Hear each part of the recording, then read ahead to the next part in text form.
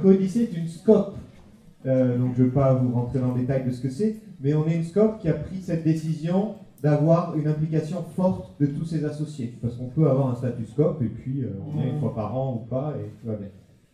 C'est une SCOP qui est aussi une coopérative d'activité et d'emploi, donc ça veut dire qu'on est aujourd'hui à peu près 90 personnes accompagnées par an, qui représente l'équivalent de 22 temps plein à ma connaissance. Après, je ne suis pas la bonne personne pour avoir tous les chiffres exacts en tête. Et il y a 3, 4, 3,5, je crois, personnes dans l'équipe d'appui. Donc, dans une coopérative d'activité d'emploi, on fait tous des métiers différents. Moi, mon travail, c'est d'accompagner les systèmes pour qu'ils deviennent durables, cette transition écologique et solidaire. Alors, ça me fait beaucoup travailler sur la gouvernance, d'ailleurs. Beaucoup de gens qui bossent depuis 20 ans sur la durabilité se mettent à la gouvernance, et beaucoup de gens qui bossent sur la gouvernance depuis 20 ans viennent à la durabilité. Parce que comment on s'organise pour changer vers où, et selon où on prend le fil au début, on retrouve l'autre après. Et à Coodicée, donc Coodicée a 10 ans, et en 2014, il y a une loi de l'ESS, vous le savez tous, c'est la loi de l'ESS, a dit pour les coopératives d'activité d'emploi, pour prouver que vous êtes différent du portage salarial, et ben, tous les gens qui sont entrepreneurs salariés depuis 3 ans ou plus doivent devenir associés. Donc, à l'époque de la loi, il y avait, je ne sais pas, peut-être 50 ou 60 personnes dans Coodicée et 10 associés. Et la décision au sein de Coodicée de l'application de cette loi, elle était de dire, fin 2018, tous ceux qui sont là, donc comme ça laisse du temps au suivant, là, c'est un peu comme les retraites, on gérera ceux qui viendront à la retraite dans 30 ans, mais on ne le fait pas tout de suite pour pas embêter ceux qui sont déjà là. Fin 2018, à Coodicée, il y aura soit tous ceux qui sont à Coodicée depuis plus de 3 ans seront soit associés, soit partis. Ce qui voulait dire qu'on allait passer d'environ 10-12 associés à 50. Donc comment on gère décider à 10-12 à 50. Et au milieu de ça, en 2018-2019, on ne savait pas exactement la date à l'époque, Chantal Tourneux, qui était la fondatrice gérante de ces 10 ans, partait à la retraite. Donc un tout petit peu de modifications à faire. Donc ce qu'on s'est dit nous, en 2000, je crois que ça devait être en 2015-2016, on a dit fin 2018, voilà, tous ceux qui sont là depuis plus de 3 ans seront soit associés ou autres. Et on s'est dit comment on gère ça. Donc en 2016, on a défini un futur souhaité, c'est-à-dire une structure résiliente, transparente, agréable. Ça c'est ce qu'on voulait, efficace, c'est caché. On a fait des séminaires sur le truc pour dire voilà ce qui va se passer. Alors là, à un moment, il y a quelqu'un qui a dessiné sur un tableau que gouvernance, c'est un gros mot pour dire comment on s'organise collectivement. Donc, et on s'est dit après, en 2017, comment est-ce qu'on travaille ensemble pour dire qu'est-ce qu'on veut faire. Nous, on va passer de 14 à 50 associés, comment on gère ça? Donc Sandrine, là-bas, et moi, on a co-animé cette chose-là, ce travail collectif pendant 1 an, avec des séminaires, des ateliers, utiliser notre temps annuel de séminaires pour bosser là-dessus, etc., etc. On a fait, je rentrerai un peu plus dans le détail après, de comment on a fait cette transformation. En 2018, on a présenté ça à tous les coodicéens, en disant voilà ce qu'on propose, issu de notre travail à tous. En décembre 2018, les quelques anciens qui ne voulaient pas rester à Coodicée sont partis, mais en fait il y en a eu très très peu. Sur cette année, ça a changé là. Tu as appuyé sur un bouton, reviens en arrière, s'il te plaît. Sur cette année 2019, on a mis en place cette gouvernance. Et là, et puis au printemps, Chantal a pris sa retraite. Donc on a maintenant 2 co-gérants, Jeff et Stéphanie. Et ce 4e trimestre, en ce moment, on est en train d'ajuster. Parce que le beau plan qu'on avait prévu, il ne se déroule pas tout à fait comme on avait prévu. Donc on ajuste. Tu veux que je rentre un peu plus dans le détail là-dessus maintenant? Comme tu veux, c'est toi qui gères. Non, c'était un gros challenge de passer donc de 10 à 50 associés. Et... Non, facile. Ouais, ça a pris quand même quelques années. Voilà, et puis surtout de définir qu'est-ce qu'on veut faire, comment on veut s'organiser. En gros, avant, Chantal, elle avait des réunions régulières avec tout le monde et tout le monde était à peu près au courant, les 10, et disait qu'est-ce qu'on fait? Là, à 50, tu peux plus faire ça, quoi. Donc, il a fallu gérer ça autrement. On avait comme objectif, alors, d'une part, d'incorporer cette obligation légale, mais aussi d'accompagner tous les coodicéens, parce que les nouveaux c'est facile, tu leur dis voilà c'est comme ça va se passer comme ça, dans 3 ans soit tu es là, soit tu es associé, soit tu pars. Mais les anciens qui sont là comme moi depuis 10 ans sans être associés, il fallait expliquer aux gens, maintenant il va falloir qu'ils choisissent. Ensuite, le fonctionnement en interne, bien sûr, et puis accompagner tout le monde. Donc on en a parlé, on a reçu des gens de l'URSCOP qui nous ont parlé des différentes manières de faire autour d'eux. L'ADRE qui avait déjà fait tout un travail sur changer sa gouvernance, on allait voir ailleurs. On a fait quelques réunions des après-midi de travail, on était 7-8, et puis au bout d'un moment on avait tellement de matière qu'on s'est dit là, on va faire un sprint d'écriture. C'est-à-dire qu'on s'est tous mis chez Chantal d'ailleurs, pendant 3 jours, on était 7 ou 8, impliqués à avoir suivi tout le truc, et pendant 3 jours, on n'est pas sorti aussi, on sortait de la pièce de temps en temps, mais en gros, on a écrit. Alors, Google Doc, on n'avait pas, Frama machin n'était pas suffisamment bon pour nous, donc on a pris le mauvais mot Google, là, et on a écrit en même temps. Alors, chacun prenait un bout de document, et puis après, et c'était organisé pour que ce soit efficace. Et ça a été bien efficace, puisqu'on est sorti sur, on a expliqué les parcours, qu'est-ce que c'est de devenir codicien, qu'est-ce que c'est de devenir associé, etc., et qu'est-ce qu'on veut faire.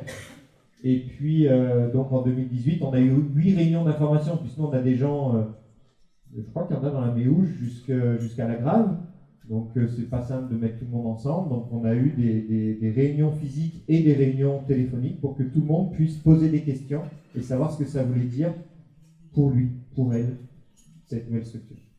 On a fait 5 fiches. On a expliqué ce que c'était devenir codicéen, parce que c'était comment est-ce qu'on devient codicéen, être codicéen, une fois qu'on est codicéen, comment est-ce qu'on peut être codicéen, qu'est-ce qu'on doit faire, nos droits, nos devoirs. Devenir associé, donc question qui se pose maintenant obligatoirement au bout de 3 ans, comment est-ce qu'on devient. Moi pendant 7 ans, on m'a dit Renaud, tu veux pas être associé? Je lui ai dit ok, on fait comment? Et jamais personne n'a répondu, donc j'ai dit c'est facile, non, je veux pas. Vous savez pas me dire ce que c'est ni comment on devient, donc je ne le deviens pas. Là, maintenant, on sait ce que c'est et comment on le devient. Ensuite, être associé, comment est-ce qu'on fonctionne en tant qu'associé, et puis sortir de Codicée.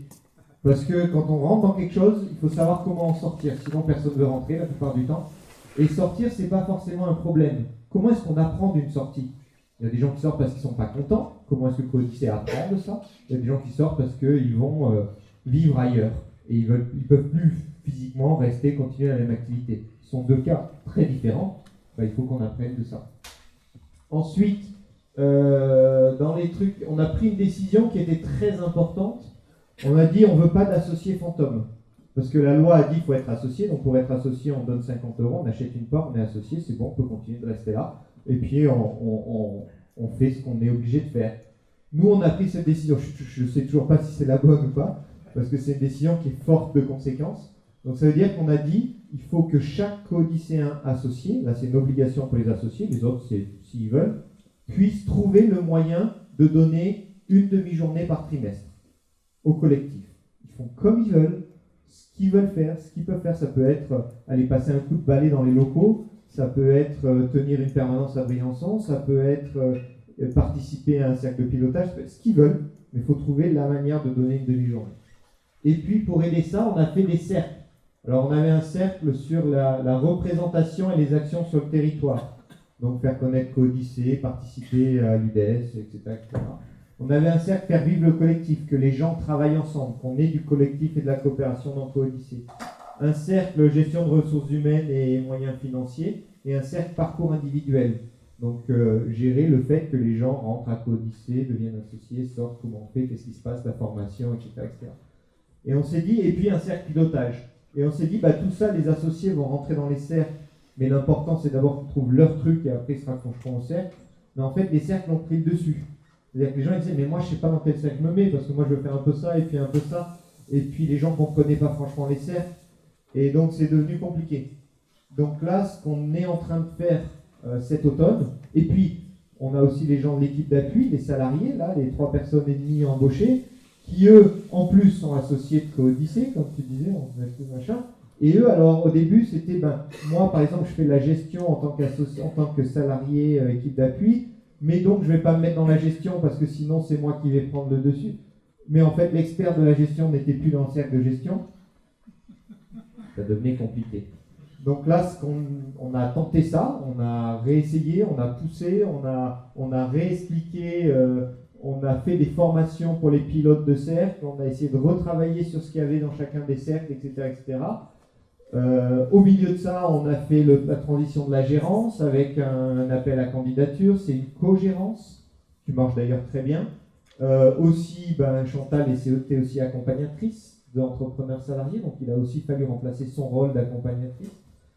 Donc en fait, là où on en est aujourd'hui, c'est qu'on s'est rendu compte que ces 4 cercles étaient très beaux sur le papier, mais dans la vraie vie, ça ne marchait pas. Donc ce qu'on va faire, c'est qu'on a gardé ces 4 cercles qui sont quand même le cœur de Coodicée, hein. On accompagne, on fait de la gestion, on représente sur le territoire et on crée de la dynamique collective au sein de Coodicée. Et donc ça, c'est en train de se mettre en place, ça a été décidé il y a 1 mois ou 2. Chacun de ces 4 pôles ou cercles, quel que soit le nom, il y aura une personne de l'équipe d'appui et un associé qui vont être le binôme qui pilote cette chose-là, et puis qui à chaque fois vont inviter en disant là on va parler, j'ai noté Jazz Lab, on va peut-être avoir des Coodicée Lab, on va inviter sur un thème en disant là on a besoin de parler de ce thème-là. Et c'est ce binôme pilote qui va inviter tous ceux qui veulent participer à venir là-dessus, et puis on va garder ce truc de pilotage qui va être là, qui va être avec au moins ces binômes, plus on a quelques gros projets de temps en temps à Coodicée, là de faire une coopérative d'activité d'emploi bâtiment ou une coopérative d'activité d'emploi formation, et des choses comme ça. Donc les gens qui pilotent ces projets vont aussi être dans le comité de pilotage qui est ouvert de toute façon, donc ceux qui veulent venir peuvent. Il y a une chose en plus à Coodicée qui est un peu particulière, c'est que dans les 80 personnes, 90 personnes qui sont entrepreneurs salariés, il y en a pour qui c'est le travail à temps plein. Si ça ne marche pas, ils n'ont plus à manger à la maison. Il y en a pour qui c'est moi j'aime bien faire des robes de temps en temps et j'aime bien les vendre, donc il faut que je puisse le faire légalement et j'aime bien Coodicée, mais j'ai un boulot à côté. Et puis il y en a qui sont dans la Méouche, d'autres qui sont à la Grave, donc on a vraiment et tous les plus réactifs, donc on a vraiment une énorme diversité de gens et de temps disponibles pour s'investir dans Coodicée. Donc ce qu'on veut par contre, c'est que tout le monde trouve sa manière de s'impliquer et on essaye de mettre en place, d'adapter, de voir ce qui marche, avec aussi le changement de gérance, le changement de l'équipe d'accompagnement, etc. Donc la gouvernance, c'est vraiment, là on a essayé ça marche pas, on essaye ça, essai-erreur, en faisant attention de ne pas passer trop de temps non plus à dire on a mis 1 an et demi à décider qu'on allait faire ça, donc maintenant on ne change plus, parce que quand même on a mis 1 an et demi pour décider. Mais là, le problème, c'est que entre quand on a commencé à se poser la question et maintenant, l'environnement a changé. Donc, si on ne change plus, on est coincé. Donc, en essayant d'être assez réactif aussi sur comment on ajuste ça.